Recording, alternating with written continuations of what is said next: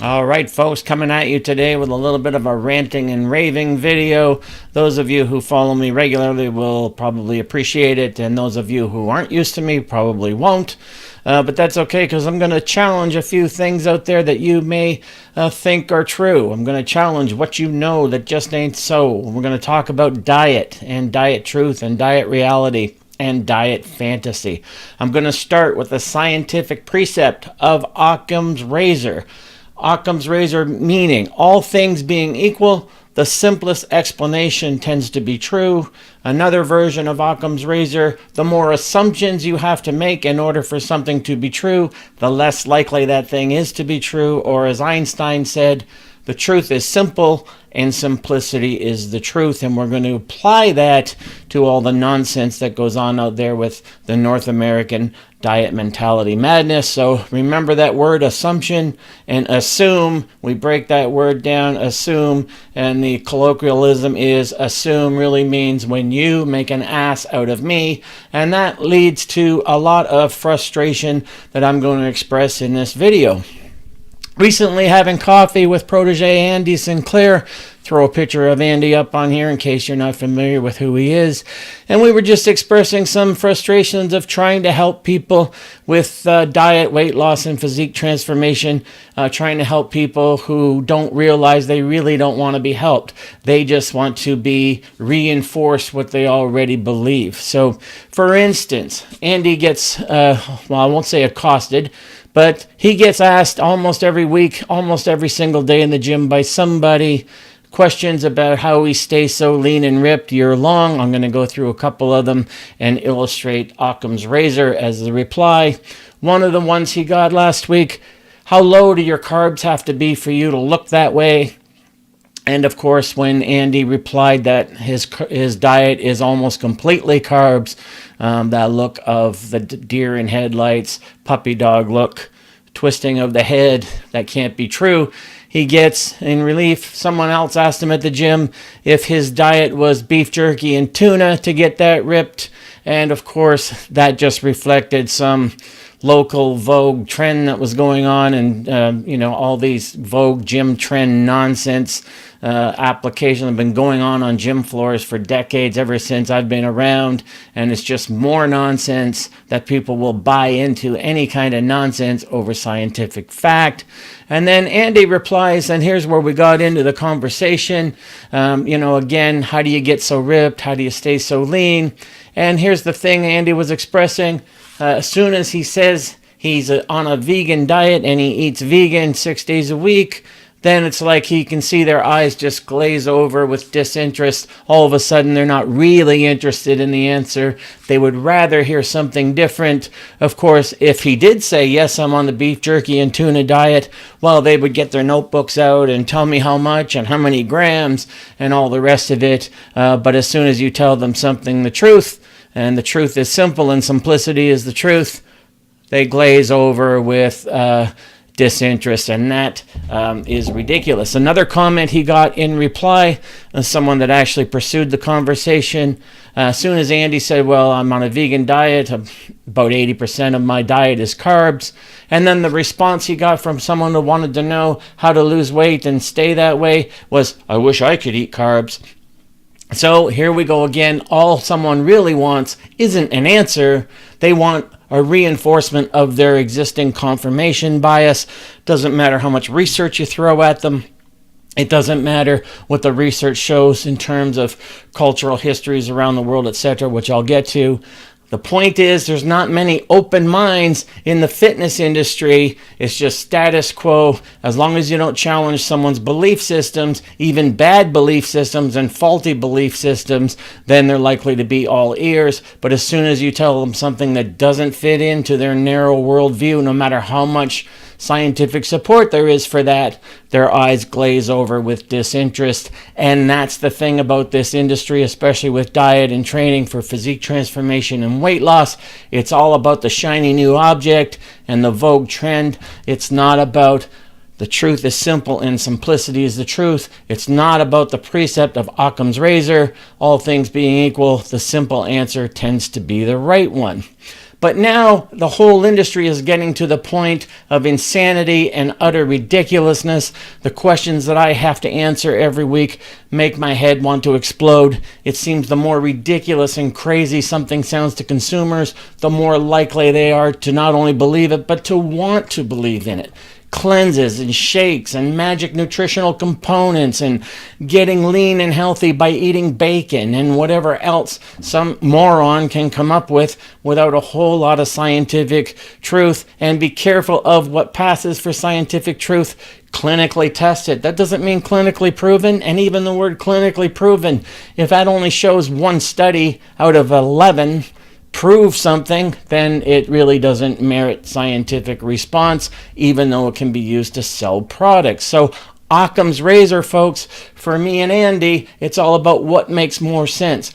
Really, before the obesity epidemic in the 1970s, as a correlation response to fast food outlets in urban areas, no one had apps for macros, no one had apps for calories, no one had apps to think that nutrition was some complicated mathematical formula, and obesity didn't exist. So what is more likely? That the simplest explanation tends to be true, that cultures throughout history and across the globe that lived the longest and were the healthiest and the leanest and had the most centenarians were the cultures that ate high carb, whole food, plant-based diet, or that somehow you're just a special case that is carb resistant and I wish I could eat carbs. Even when you ask someone how their physique is so special, how they can maintain that physique, and they tell you it's with carbs, and your confirmation bias kicks in to a point where you can't even let that penetrate your belief system, and your immediate response and reaction is, I wish I could eat carbs, instead of letting that sink in for a minute and maybe I should be eating carbs. So this is the kind of stuff that sends endless frustration through us.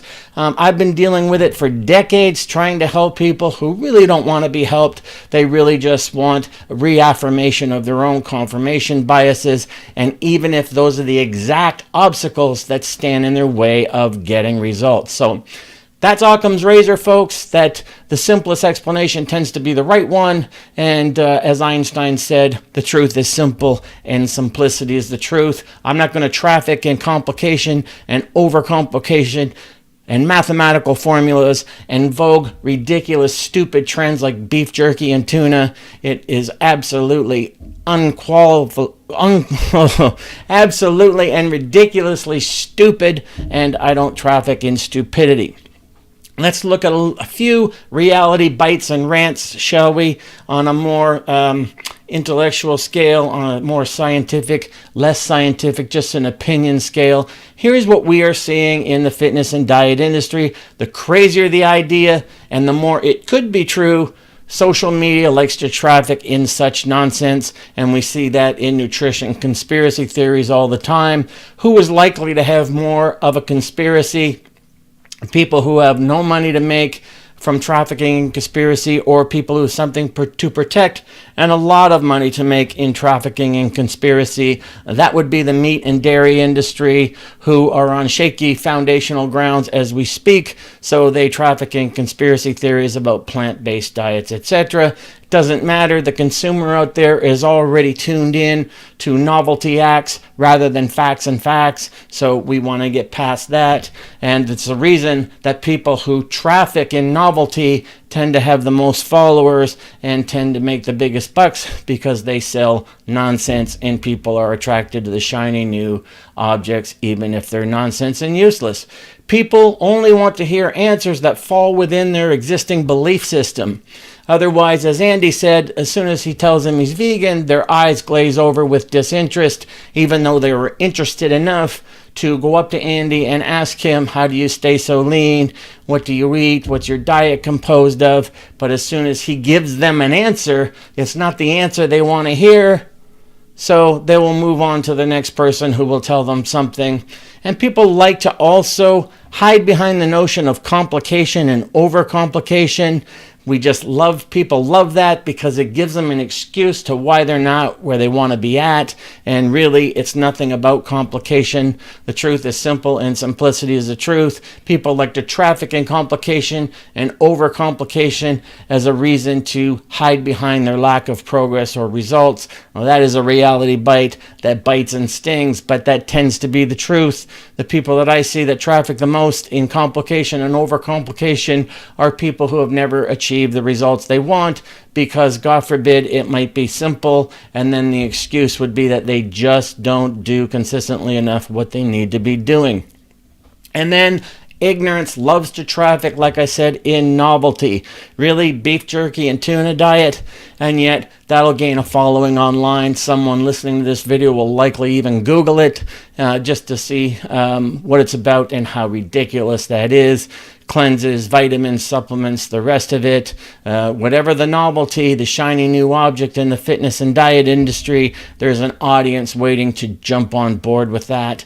And then another reality bite is what we call the infantile ego, and that is holding two compatible wants at the very same time. I want to lose weight and I want to get lean, but I don't want to eat that way, like Andy going vegan, in order to do it. So I just pretend that it's too complicated for me to get the results, even though someone just gave you the answer on the path of how to get there. Or I'm not willing to give up Friday and Saturday night meals out at a restaurant, but I'm so frustrated I can't lose these last 10 pounds. So you're holding two incompatible wants at the same time. That is the infantile ego and a lack of maturity when it comes to the necessity of sacrifice. So I always say choose the behavior, choose the consequences, but more importantly, choose the goal, then choose the sacrifices required to achieve it. So let me say that again. Choose the goal, then choose the sacrifices required to achieve it. And most people never examine that within themselves and think of it this way. If you don't have a true passion for something, then stop expecting the same rewards and payoffs and results of those who do. It's just too often a matter of fact in this industry and in the digital era that we live in, where people just have greed and expectations and selfishness that whatever they want should be easy to attain, that for achievement in general, people's expectations exceed their efforts, and that is an Occam's razor reality as well. Is it really that you deserve better results for the efforts that you're putting in, or is it really that your efforts need to be examined and re-examined, and that maybe they just aren't good enough, high enough, or in the right direction? So there's a little bit of a rant and a rave and a few reality bites that likely will sting some of you out there, and if they sting, that's likely because there's a kernel of truth to them. I welcome your comments as always, but of course I don't allow comments that are frivolous or otherwise unhelpful and stupid. I just block those, of course. So a little bit about Occam's razor, a little bit about the truth in simplicity, and a little bit about people's confirmation biases and needs for confirmation biases and shiny new object syndrome in the fitness industry when it comes to diet, when it comes to weight loss, when it comes to physique transformation, getting lean, staying lean. A few things to examine here. Is it really as complicated as you think it is, or do you just want the answers to fall within a space that you want them to be rather than where they really are? Change takes place on change's terms, not on the terms that you want them to take place on and the planes you want them to take place within. So think about that, and then reach out, and I'll be happy to bring you another video in the very near future. So hopefully this doesn't fall on deaf ears. It's incredibly frustrating when people keep asking how to do something, and when you tell them how to do it, they glaze over with disinterest because it's not what they want to hear, even though it is the exact answer to their question. So hopefully it gives you something to think about, and I'll see you in the next video.